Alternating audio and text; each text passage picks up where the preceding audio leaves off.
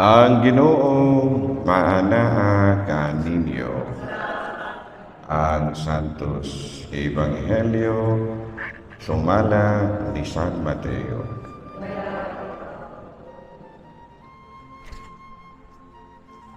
Usa ni ana kahigayon, may miduol kang Hesus ug nangutana. Magtutudlo, unsay maayo kong buhaton aron madawat ko ang kinabuging dayon. Si Jesus mitubag, nganong nangutana ka man kanako kung unsay maayo. Usaray maayo ang Dios lamang. Tumana ang mga sugo kung buot kang mosulod sa kinabuhi. Siya nangutana, unsa mang sugo ah? Si Jesus mitubag, ayaw pagpatay, ayaw panapaw, ayaw pangawat, ayaw pamakak, tahura ang imong amahan ug inahan, o higugma ang imong isig katawo ingon sa imong kaugalingon. Ang batanon mitubag, gituman ko kining tanan unsa pa may kinahanglan kong buhaton. Si Jesus, miingon si Jesus kaniya, kung buot kang maghingpit, lakaw ug ibaligya ang tanan mo katigayunan, ug ihatag ang halin ngadto sa mga kabus, ug makabaton ka og mga bahandi didto sa langit. Unya, balik nganhi og sunod kanako. Sa pagkadungog niini sa batanon, milakaw siya nga masulugon, kay dato man siya kaayo. Mga igsuon ko diha ni Kristo ang Ebanghelyo sa Ginoo. Sa ikaduhang higayon, good morning na usab kanatong tanan. So today we will reflect on some important points related to the gospel sa may ato karon nga Ebanghelyo. Of course, when we listen to the Word of God, doon na gina siya mga pagtulunan. Mga pagtulunan gina. And that is part of the Mass. No, sa Santos nga Misa. Ang duha na kaparte ang Misa. So there are two parts of the Mass. First is the liturgy of the Word and the liturgy of the Eucharist. So duha. So if we will hear Mass, minaw kita. Doon ay uban nga wala makasabot ni ana. Samtang nagwali ang pare, magsige pong tanaw sa rilo. Kanusa, hindi siya pauli daw ngayon pariyan. You are here in order to listen to the wali sa pare. You are not here just to say, hear Mass. Minaw yung ka. Kaya kining sulti sa pare, kabahin man kini sa mga pulong ni Kristo. Ganyan. Because sometimes people are not so aware about that. Amo itong mo sa dagilan, tuyo sila pagsimba. You know, doon naman giuban nga, musimba kumusunod na yung simbahan. Pero di ra ko maminaw sa pulong sa pare, di ra po ko mo kanang ngalawat. Kasi para siguro nila ang pagsimba, kana ra yung pag-attend, pagsunod og simbahan mo na simba na na. No, it's not, dili na mao. Kulang pa na. Kinahanglan, and every time musimba ka, maminaw gyud ka sa mga pagtulunan, at the same time, dawaton gyud mo si Kristo. The two parts mo na. So karon ari kita sa mga pagtulunan, unsa may unang punto sa atong ebanghelyo karon. Kaya ang atong ebanghelyo karon naghisgot man og usa ka dato nga giingnan ni Kristo nga nangutana kang Hesus, no? Giingnan nangutana siya kang Hesus, dato nga batanon. Ingon siya nga, unsay akong buhaton aron ko malangit, aron ko maluwas. And of course, di pangutana sa ni Kristo, natuman ba nimo ang mga balaod? Siya tuman tanan. Wala ko magpatay, wala ko manapaw, wala ko mangawat, wala ko namakak, gitahod na akong ginikanan, o gihugman na ako akong isig katao. Uy, mayo. Kuan juday ka. Yan ingon si Kristo, nahala, sunod nimong buhaton, kabulog-kagon siya. Ibaligya ang tanan nimong katigayunan o ihatag sa mga kabus. Sige, lakaw. Wala na ni sulti, nidikta naglakaw. Actually, dili gito siya iliteral nimo pagsabot. Because ang gisulti ni Kristo is just asking you, is just, to commit, is asking you to commit to Him. Kabuti pasabot nga, siya gyud ang imong palabihon. Mutoy gyud pasabot ni Kristo nga dili ka magpa-attach sa salapi. Dili man gito ingon nga ipabaligya gito tinuod ni Kristo. Wala. Nga ingon ka nga, sige, musunod ka na ako. Baligya ng tanan nimong katigayunan o ihatag sa mga kabos. Actually, ang buti pasabot ni Kristo ni Anto nga, mukumit ragyog ka kaniya. In other words, siya yun ang imong priority. So, si pasabot niya ng priority. For example, negosyante ka. Negosyante ka. Mukumit yung kang Kristo nga, para mer yung kumamaligya anang Domingo ha, musimba yun sa ako. Klaro ba? So, nikumit yung ka, nga, ako yun, pang Ginoo yun ko. Bisan pa kung kanang negosyante ko, o niya, manegosyo ko, pero kung madomingo gani, dili Ginoo sa ako mga bristindahan, basta wala pa kong simba. Klaro, muna siya yung gitawag na ito. Imog yung gikumit ang imong kaugalingon nga sa Diyos. Sample pag yun, sample. Kanang doon na bitaw kay kuan ba? Doon na kay, you know you want, no? Mga mandated organizations. Doon ay connections Dumaguete. Siya. Pader, dili mi maka-attend dire sa atong kalihukan kay naa mi kalihukan sa Dumaguete. Sa akong tubag, ayaw dire pananghid nako adtos pananghid sa Dumaguete ing nadili ka makaadto kay naa kay commitment dire sa simbahan. Klaro?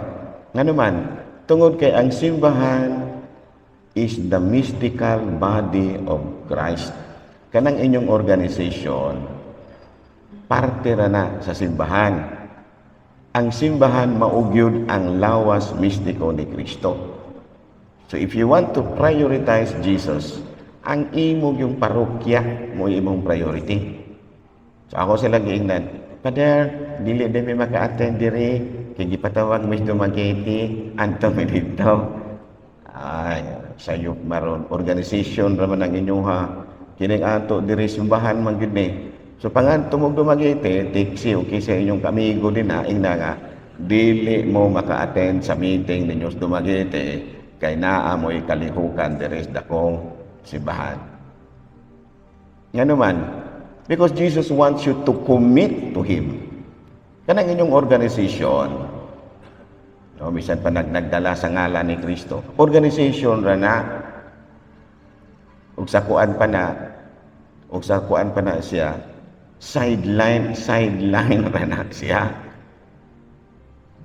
No, parte ra na sa mga paagi nga diin maduol ka kang Kristo. Pero kung mopalayo ka na kang Kristo, kay moadto ka sa mga organization mo rag sayo ron. Naklaro? Panalitan. Na ay manimba, magrosaryo. Nagrosaryo. Nagsigig buwali ning pare siya, kasi patsaka siya. Sayop na pud na. Nga naman, priority gini mo ang pulong sa Diyos. Priority gini mo ang pagtulon ni Kristo. Nga naman, tungod kay mao kanay magdala kanimo sa kaluwasan. Kana di among pagrosaryo pader. Kanang imong pagrosaryo para ra na makaduol ka ni Kristo. Para mas mapaduol pa ka kang Kristo. Pero mubiya ka na kang Kristo kay moadto ka sa imong rosaryo, di na po na mao. Klaro ba? Klaro? Your priority is Christ. Listening to His words, listening to the Word of God, Christ. Nga magsige kag rosaryo na, sige kag nobina. Nasayop, napunoong ka, kaya naman, kanang imong pagnobina, mga sacramentals na, that is not the sacrament. Kanang imong pagnobina, Parte na siya sa popular devotion. Unsa man ang papel sa popular devotion, makatabang aron mapaduol ka kang Kristo. Aron baka makaduol ka ba? O niya na ang word of God gisulti, mga word ni Kristo nga gipasabot. Wa naman noong ka namin na, kaya ato na kasi imong sacramentals. Sipyat ka. Muna giingon ni Kristo nga, commit yourself to Christ. Ha, mga mandated organizations, klaro, Couples for Christ, Youth for Christ, tungkol sa panadinha, handmaids. Ayaw yung mong pananghid na ko, na naamoy attendance dumagite, o nang di mo mo appeals meeting dire. Adto mo dumagite pananghid, o ing na nga di mo ka-attend meeting, kay naamoy commitment dire sa parokya. Klaro? Sabtan ko, mabisan ang Diyos Amahan.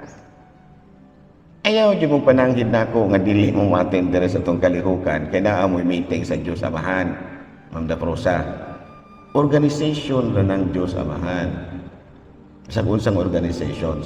The real Christ, kining simbahan, kining parokya. Kimao kini ang lawas ni Kristo nga gibilin dire sa kalibutan aron mo giya sa katawan. Sabtan ko? Okay, so muna siya. That is the pagtulunan. And that, sumpay ana, you should be detached. Unsa may gitudli ni Kristo sa batanon, ibaligya ang imong kaptangan. So, i-detach ka. So, wala na kay gawin. If you want to commit to Christ, wala na gawin. Wala na kay detachment. Wala na kay attachment. Sa bisan unsa. Munang giingnan niya, ibaligya na tanin mong katigayonan o sunod na ako. O sige buhat sa batanon, wala po siya ni baliban, wala po siya ni tando, milakaw. Nga naman, di siya kadawat. He cannot commit himself to Christ. Klaro? Sabtan ko? Yung pasabot mo sa'yo, pasabot o ibaligya. Wala na pasabot nga, ibaligya, yun na nimo. Although doon ay uban nga, na literal yun na nila pagsabot. Literal yun nila. Although nga nakasabot sila nga dili yun na mao'y meaning. Pero, muna ilang gisulot mo, ilang yung literal. Ha? So, ingon din sila. Sige, kisa may mga tawhana. San Francisco de Assis. Anak siya dato, gibaligya ang tanan niyang katigayonan, o nagpakilimos. Kabalo kag unsay iyang gihimo sa linimsan, gihatag sa mga pobre. Anak nagdato, pero giliteral gid niya. Although nga dili gid na maunta. Dili gid na unta mao. Pero giliteral gid ni San Francisco. Mao man jud ako na baligya ang katigayon, agi baligya gituon niya. And then gihatag sa mga kabus, gihatag yun. And then nagpakilimos na lamang siya. Ug ang linimsan, gihatag pag yun niya sa kabus gihapon. Pero sa may nahitabo, nahimo siyang santos. Kaya gikumit man yun niya ang iyang kaugalingon ngadto kang Kristo. Klaro? Muna yung gitawag na ito, detachment from anything, not only material things. Anything. And of course, the third is, because you want to literally obey God. Total obedience to the Father. Dili yung ka makakommit nga to kang Kristo kung doon na pa kay mga attachment. Mune. Pareho sa lagod na sa kuan. Nahitabo karon nga kinigong nangamatay ni mga baboy. Ni Agi, Miss Changi, ganiha, wala na yung nagtagod-tagod to dito ang kalagwitan. Na man ay magtad dito. Wala na. Yung ano man, naghimo silang balaod, nagbutang-butang og checkpoint. Tama na yung mga checkpoint. Aron nga wala nagibaboy nga tagagawas nga makasulod. Mayo kayo. Pag human naghimo na po silang balaod, nga pwede rang makasulod. Kabulog kag sa gihimo. Kung naamoy barangay clearance, pwede ra mo magpasulod. Naghimog balaod nga i-lockdown, naghimo pag balaod kung saon pagsulod. Klaro ba? It should be a total obedience to what is the law. Kung ang balaod, walay pasudlon, wala. Di kay muhimo-himo pagkakaog. Naamoy barangay clearance, pwede ra pong pasudlon. Akin nangayo, nangayo tanan og barangay clearance ning mga nanagdalang baboy, ikap sa kasa. Nya ang kapitan, di ra ba gyud na mo balibad kay nagdulong eleksyon. Di ra ba gyud na mo balibad. Kaya nga naman, nagdulong ba yung eleksyon? Kap, ngayon kong clearance kap. O sige, pirma. O, sulod ang baboy. So, sabi na hitabo sa Tianggiron na ako pa'y baboy. Wa na yung nagtad-tad-tad ito ang baboy. Ganun ang kuntang. Kaya wala na yung baligyang baboy. Layo pa kaya itong baboy.